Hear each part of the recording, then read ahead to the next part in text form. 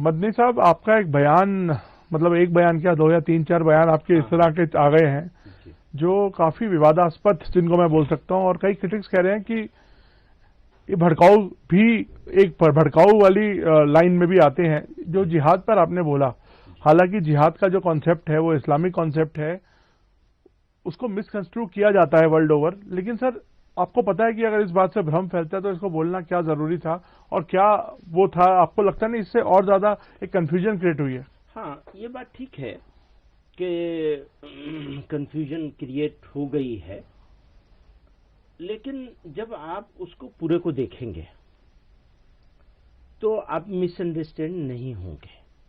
Misunderstand होने से बचाना मेरी जिम्मेदारी थी, और आप उस जिम्मेदारी को मैं पूरा नहीं कर सका, आप उसके लिए मुझे कसूरवार करार दे सकते हैं। लेकिन अगर आप पूरा बयान देखेंगे तो तीन बातें कही गई हैं। एक तो ये कि इंडिया में उस जिहाद को, जिहाद के कई माने होते हैं। मसलन खुद नबी सल्लल्लाहु अलैहि वसल्लम ने फरमाया, जिहाद असगर से जिहाद अकबर की तरफ चलो। अकबर यानी सबसे बड़ा जिहाद। सबसे बड़ा जिहाद क्या है? अपने नफ्स को ठीक करो, अपने आप को ठीक करो, झूठ बोलना, फला फला फला, इन सारी चीजों से अपने आप को मुक्त करो। इसी तरह से कहीं जुल्म हो रहा है, उस जुल्म का विरोध करो, इसको भी जिहाद करार दिया गया है, ऐन जिहाद है। तो हम अपने पिछले, आप जानते हैं हमारा ट्रैक रिकॉर्ड, बिल्कुल, मैं वही हैरान हूं। हाँ, 30 साल से हम एक काम कर रहे हैं। जब से मैंने इस ऑर्गेनाइजेशन में एंट्री की, एक छोटे से सेक्रेटरी की हैसियत से, तब से एक मिशन बनाया है कि ये जो टेररिस्ट लोग जिहाद का यूज करते हैं, इस्लामिक टर्मिनोलॉजी का यूज करते हैं और फसाद फैलाते हैं, इसको कैसे एक्सपोज किया जाए और इसके खिलाफ इस्लामिक फिक़ह के हिसाब से, शरीयत जूरिस्प्रूडेंस के हिसाब से 6000 उलमा को हमने हैदराबाद में जमा किया था, मुफ्तियों को, और फतवा लेके आए थे उसके खिलाफ। और उसके बाद से लगातार इसके ऊपर काम कर रहे हैं। अब हो क्या रहा है? हम तो ये काम कर रहे हैं टेररिस्टों से लड़ना, जिसको हम असल जिहाद समझते हैं। मैं हमेशा कहता रहा हूं वो फसादी हैं, हम जिहादी हैं। आपने क्या किया? आपसे मुराद आप नहीं है। आपने क्या किया? पूरी मिनिस्ट्री ने, अब इसके ऊपर अगर लोग बैकफायर भी हो तो मुझे कोई इसकी परवाह नहीं है, मैं अपनी बात पर स्टैंड करता हूं, खड़ा हूं। पूरी मिनिस्ट्री ने, स्टेट्स की हो या सेंटर की हो, एक स्टैंड लिया है कि जब भी कोई बुरी चीज मुसलमानों से रिलेटेड आएगी तो उसको जिहाद से जोड़ेंगे। एक पवित्र शब्दावली है ये, और हमारा दायित्व है, कर्तव्य है, जिसको हम निभा भी रहे हैं। 30 साल से लड़ाई लड़ रहे हैं, और इससे पहले भी लड़ाई लड़ी है। जब आजादी की लड़ाई आंदोलन शुरू हुआ था तो भी जिहाद आजादी कहा गया था उसे, आजादी का जिहाद। उस्मान, ब्रिगेडियर उस्मान ने आजादी के बाद, पाकिस्तान बनने के बाद पाकिस्तान के खिलाफ लड़ाई लड़ी। तो शहादत भी एक इस्लामिक टर्मिनोलॉजी है। उन्होंने शहादत ग्रहण करी थी, उनको उस जगह रहना नहीं था। उनके सब ऑर्डिनेट लोगों ने कहा आपको पीछे हटिए, आपका काम नहीं है यहां, और उन्होंने अपनी जान दी, जिसको नौशेरा का शेर कहते हैं। तो वो हमारा जिहाद है। उस्मान, ब्रिगेडियर उस्मान का जिहाद है, वो इस्लामिक जिहाद है कि उसने अपने वतन के लिए अपनी जान का नजराना पेश किया। हुआ क्या? लव जिहाद, लैंड जिहाद, थूक जिहाद, वोट जिहाद, जहां मुसलमान हो वहां जिहाद, और इसको गाली बना दिया गया। तो ये दरअसल इस्लाम को गाली देने के लिए बहुत सोच समझ के इसका यूज हो रहा है। हम चुपचाप बैठे थे, छोटे लोग कर रहे हैं, समझाएंगे सीनियर लोग उनको। बाद में बजाय समझाने के इसकी इंटेंसिटी और बढ़ाई गई, और चीफ मिनिस्टरों ने कहना शुरू कर दिया। फिर उसकी इंटेंसिटी और बढ़ाई गई, और सेंट्रल मिनिस्टरों ने कहना शुरू कर दिया, और सेंट्रल लीडरों ने कहना शुरू कर दिया, और इसको ऐसा बना दिया कि जैसे बस मुसलमान है तो जिहादी है, और जिहादी है तो मतलब फसादी है। तो ऐसे में मेरे लिए जिहाद को समझाना जरूरी हो गया या नहीं हो गया? ये मेरा दायित्व। मुझे आप बताइए, पब्लिक की अंडरस्टैंडिंग के लिए, और जो लोग जो इस पे कंट्रोवर्सी कर रहे हैं, जो आपने कहा उसका टेररिज्म से कोई संबंध नहीं है या उसका वायलेंस से कोई संबंध नहीं कोई है, मतलब नहीं। नहीं तो इसको अगर, लेकिन आपको पता है कि इसका इस्तेमाल टेररिस्ट ऑर्गेनाइजेशंस करती हैं। अच्छा, अब आप ये समझिए, हम आप एक साथ बैठे हैं, राष्ट्र निर्माण, राष्ट्र रक्षा, राष्ट्र सुरक्षा, इस पर हम सब लोग एक साथ हैं, बिल्कुल, है ना, एक सहमत हैं हम। अब जब हम लोग सहमत हैं इसके ऊपर, बहुत ही बारीक सी बात है नवीन जी, अगर इसको समझेंगे तो आपको समझाना, आगे बढ़ाना आसान होगा। हम सब लोगों की का मुश्तरक जिम्मेदारी उर्दू में कहते हैं, यानी कलेक्टिव रेस्पॉन्सिबिलिटी है, ये कलेक्टिव रेस्पॉन्सिबिलिटी है लड़ना। अगर टेररिस्ट इसको जिहाद कह रहा है तो आप भी और मैं भी उसको जिहाद मान लें, इससे उसका फायदा है, या उसको जिहाद न माने, इससे उसका नुकसान है। सर भ्रम तो फैलाया गया ना। भ्रम किसने फैलाया सर? लेकिन आप देखिए पाकिस्तान जैसी कंट्री जिहाद इस्तेमाल करती है, वही मैं कह रहा हूं, जो पाकिस्तान यूज करेगा वही हम भी यूज करने लगेंगे, या हम उसको एक्सपोज करेंगे? आप ये बताइए सर। मतलब मैं आपके समझाने की कोशिश कर रहा हूं, आपके इंटेंट समझ रहा हूं। देखिए, लेकिन अगर आप मुश्किल क्या है, अभी लोग समझने के लिए तैयार नहीं जी। 30 साल से हम एक काम कर रहे हैं, वो ट्रैक रिकॉर्ड को भी लोग नहीं देख रहे हैं और समझने के लिए तैयार नहीं है। क्यों? उनके ट्रैप में आ गए। प्लीज प्लीज मेरी हम्बल रिक्वेस्ट है, आप उनके ट्रैप में मत आइए। पाकिस्तानी जिनके आका पाकिस्तान में बैठे हुए हैं, उन लोगों के ट्रैप में अगर आप आएंगे तो उनको मजबूत कर रहे हैं, अपने आप को कमजोर कर रहे हैं। प्लीज कमजोर मत। तो आपका मतलब सिर्फ जिहाद को क्लियर डेफिनेशन देना था कि एग्जैक्टली ये आप बोल रहे हैं, उसको डिफाइन करना चाहते थे। इसीलिए आप अगर पूरा देखेंगे तो साफ साफ बहुत ही बोल्ड स्टेप है कि ये कहा जा रहा है कि इंडिया में तो इस पर बहस ही नहीं हो सकती। इससे बड़ा बोल्ड स्टेप हो नहीं सकता कि इस पर डिबेट ही नहीं हो सकती कि जिहाद यहां होगा या नहीं होगा। तो चलिए, ये तो एक तरफ हो गया, आपने क्लियर कर दिया कि आपका मतलब वायलेंस से नहीं था, आपका मतलब कोई उकसाने से नहीं था, आपका मतलब था लोगों को बताना कि जिहाद का रियल मीनिंग क्या है। अब हम आते हैं सुप्रीम कोर्ट पे। आप सुप्रीम कोर्ट को भी लताड़ रहे हैं। अब आप क्या कह रहे हैं कि मैंने ये कहा कि सुप्रीम कोर्ट गलत है, और जो मैंने कहा है सुप्रीम कोर्ट सरकार के दबाव में काम करता है, इस तरह का ऐसी फीलिंग्स है। देखिए, मैं एक इंडिविजुअल नहीं हूं, एक ऑर्गेनाइजेशन से बिलोंग करता हूं, और वो ऑर्गेनाइजेशन एक पर्टिकुलर कम्युनिटी के साथ बिलोंग करती है। अगर मैं उसकी फीलिंग्स को आप लोगों तक, मुल्क तक नहीं पहुंचाऊंगा तो मैं बेईमान हूंगा। फीलिंग्स क्या है कि डंडी मारी जा रही है, उस फीलिंग को बयान किया है मैंने। हो सकता है वो फीलिंग गलत भी हो, क्योंकि बहुत सारे अच्छे फैसले भी आए हैं, उनकी तारीफ भी होती है। हमेशा ये कहा गया है इस ऑर्गेनाइजेशन के रिजोल्यूशंस में, 1-2 में नहीं 20 में, कि हमारे लिए बहुत बड़ी होप, बहुत बड़ा सहारा है। ये जो हमारे कॉन्स्टिट्यूशन के निर्माताओं ने, भारत के संविधान के निर्माताओं ने जो आइडिया रखा था, वो ये बीच में ये जो हम लोग कहते हैं डेमोक्रेसी के 4 पिलर हैं, उसमें एक कोर्ट को रखा गया है, जुडिशरी को रखा गया है। तो उसका मतलब यही है कि मेजोरिटेरियनिज्म ना आ जाए।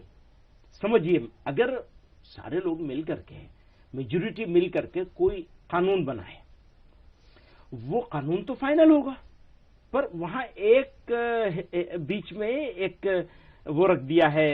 पर सर, ये असुरक्षा की भावना मुझे लगता नहीं है ऐसा कुछ कोई डेलिब्रेट है। तो हम भी जमीन पे हैं सर। आपको मुसलमान होना पड़ेगा इस पे आने के लिए। ऐसा मतलब सर, ये तो थोड़ा सा मैं इससे डिसएग्री करता हूं। ठीक है, आप डिसएग्री करें, ये आपका अधिकार है। तो मेरा अधिकार क्यों छीन रहे हैं इस बात को कहने का कि हमें ऐसी जगह खड़ा कर दिया है कि हम ये महसूस फील कर रहे हैं कि हमें दीवार से लगा दिया है, मतलब दीवार से लगा दिया है। ये हमारी फीलिंग है।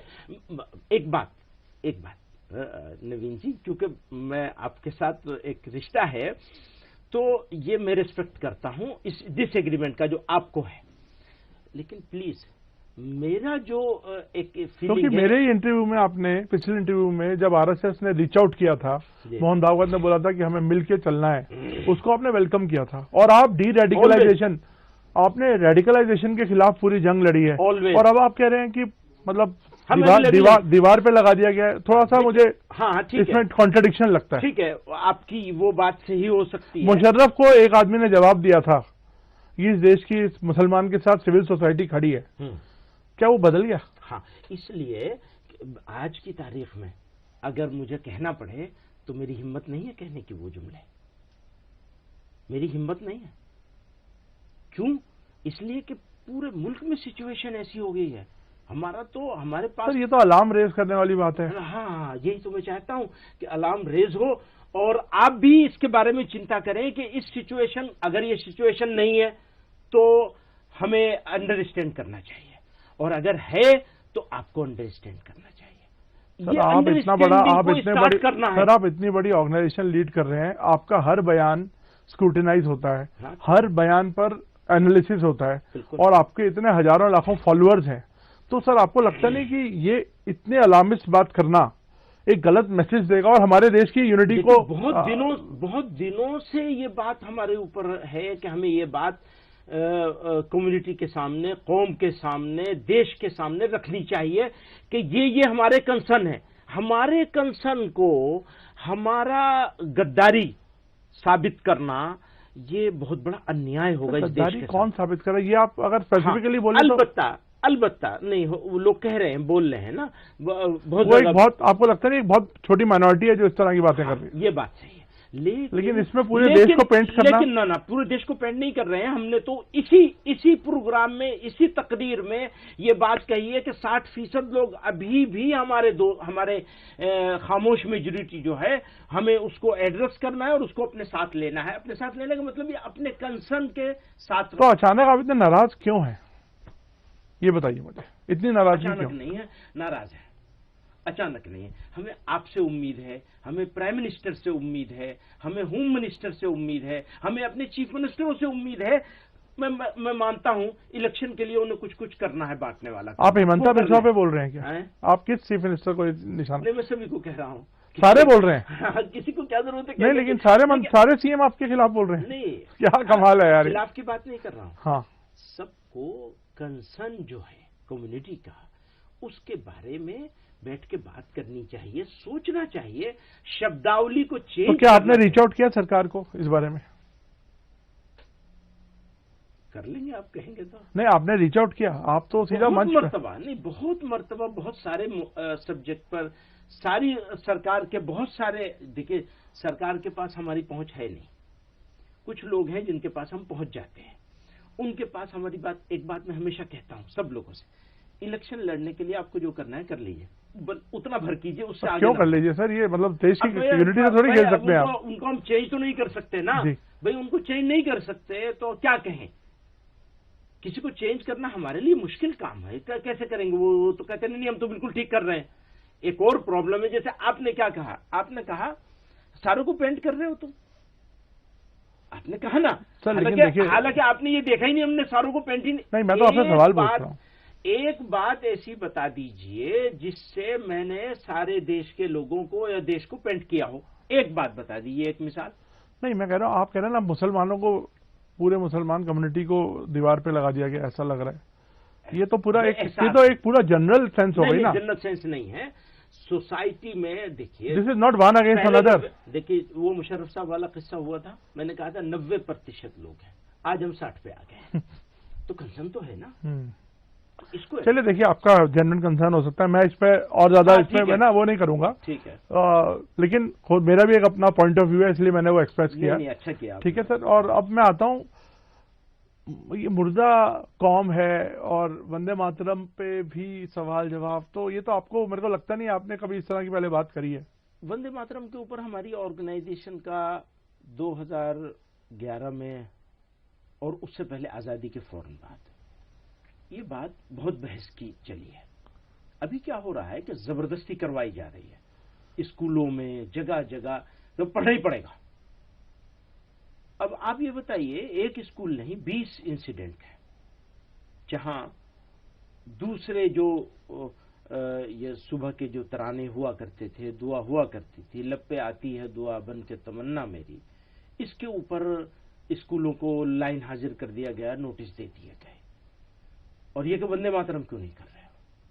तो ये जो जबरदस्ती का है, ये आइडिया ऑफ इंडिया मेरे ख्याल में तो नहीं है। तो इसको आप अगर लीगली चैलेंज आइडिया करिए ऑफ ना, इंडिया आप बनाना इसको लीगली चैलेंज कर रहे हैं। जरूरत पड़ेगी तो करेंगे। ओके, पहले तो हम आपसे कहेंगे ना कि भाई इसको जरा रुकवाइए, जरा देखिए नवीन नवीन कपूर क्या सर, आप नवीन कपूर की क्या हुआ नहीं, कहते हैं? बहुत बड़ी चीज है, मतलब सोसाइटी को, सिविल सोसाइटी को साथ लाना है। आप मीडिया से भी बहुत नाराज हैं। आप खुश हैं? मुझे तो लगता है आप भी बहुत नाराज नहीं, ऐसा जिस तरह से वो, हम लोग उर्दू में कहते हैं, सनसनीखेज बना के पेश किया जा रहा है चीजों को, और सिंसियर एफर्ट बहुत काफी। अब आप ये देखें, मेरे जितने सवाल आपने किए हैं, इन सारे सवालों, ये सारे सवाल मौजूद हैं पब्लिक डोमेन में। तो प्रिंट मीडिया ने उसको जिस तरह कोट किया है उसको देखें, और इलेक्ट्रॉनिक मीडिया ने जिस तरह कोट किया उसको देखें, दोनों में जमीन आसमान का फर्क मिलेगा। अगर आप प्रिंट मीडिया के ऊपर रिसर्च करके मेरे साथ बैठेंगे, मैं रिसर्च तो करके इनमें आया से हूं। अक्सर सवाल मैं आपके पास नहीं आएंगे। प्रिंट मीडिया से रिसर्च करके हाँ, तो आया। अक्सर सवाल वैलिड ही नहीं रह जाएंगे। मैं जब पढ़ रहा था तो मुझे लगा ही नहीं वो आपके बयान है, सच्ची बताऊं। नहीं, आप कभी इस तरह की स्टेटमेंट्स यूज करते नहीं है। ये मैंने आपका पहली बार इस तरह का जो एक एग्रेसिव स्टैंड नहीं, लेकिन आप इसको एग्रेसिव समझ रहे हैं, और मैं इसको बहुत पॉजिटिव अप्रोच के साथ, क्योंकि एग्रेसिव तब होगा जब हम ये कहेंगे कि जिहाद है होगा, और भारत में अब जिहाद करना, और वो भी जिहाद में वो माने जो माना आप लेते हैं जिहाद का, और जिस माने को ये सब लोग बयान करते हैं जलील करने के लिए, इस्लाम को गाली देने के लिए, तो उस माने में अगर कहेंगे तो एग्रेसिव होगा। और अगर समझाने के लिए कहा जाएगा, सिचुएशन बताने के लिए कहा जाएगा कि देखो भेड़िया आ रहा है, जरा होशियार रहना, तो वो बिल्कुल डिफरेंट चीज होगी। आप उसको फिर एग्रेसिव नहीं समझेंगे अगर पूरा देखेंगे सारी चीजों को। वही मैं कहना चाहता हूं।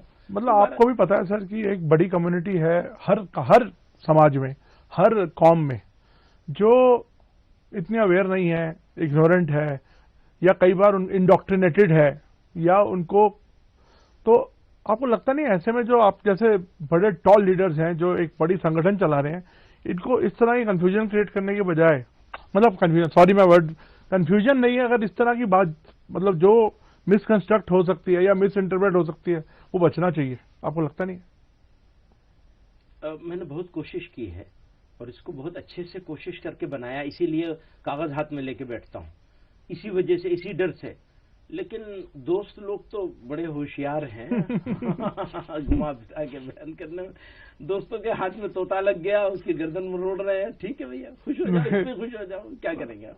तो अभी आपको अपने किसी बयान पे कुछ सफाई नहीं देनी है? कोई सफाई नहीं देनी है, कोई चेंज नहीं करना है, कोई चेंज नहीं करना है, चाहे वो कंटेम्प्ट ऑफ कोर्ट जैसी चीज हो। हाँ, मैं तैयार है, बिल्कुल खुशी से तैयार है। मेरा सौभाग्य होगा अगर कुछ इसमें कुछ हो, आप दोस्तों को कहिए कि मैं मुझको सौभाग्यशाली बनाना है, मैं तैयार हूँ, मुझे कुछ फर्क नहीं है, क्योंकि मैं गलत नहीं हूँ अपनी जगह। हाँ, आप ये बता दीजिए कि देखो ये जुमला गलत है, इसको ऐसे नहीं ऐसे कहना चाहिए था, मैं तैयार हूँ उसके लिए। लेकिन ये कि तुम्हारा नहीं, कॉन्सेप्चुअली गलत नहीं है, लेकिन हो सकता है उसको मिस इंटरप्रेट किया जा रहा है। हाँ, ये इसको एग्री करता हूँ, और इस मिसकॉन्सेप्ट को या इसको, इसके व्याख्या को। तो सर आप ये बोल क्यों नहीं देते अपने जुबान से? आप मेरे से क्यों बुलवा रहे हैं इस बात को कि आपने जो वर्ड्स यूज करे हैं उनको हो सकता है दूसरे तरीके से पेश करना चाहिए? हाँ, नहीं, मेरे वर्ड्स बिल्कुल सही है, मेरे वर्ड्स बिल्कुल सही हैं, और अभी तक मेरी समझ में नहीं आया कि मुझे